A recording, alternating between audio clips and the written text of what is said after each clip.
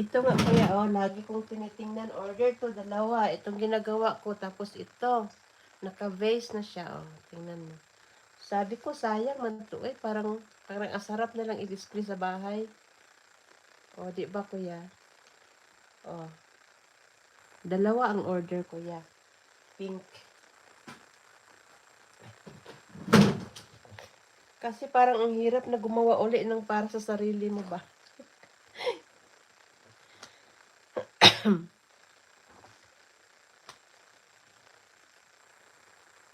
Opo, kuya. Thank you po, kuya. Thank you. Maganda siya. Sabi nga nila, mahal daw. Sabi ko, opo, mahal. Medyo may pricey po. Pero, di mo ba na-imagine kung paano ginawa at ilang oras ginawa?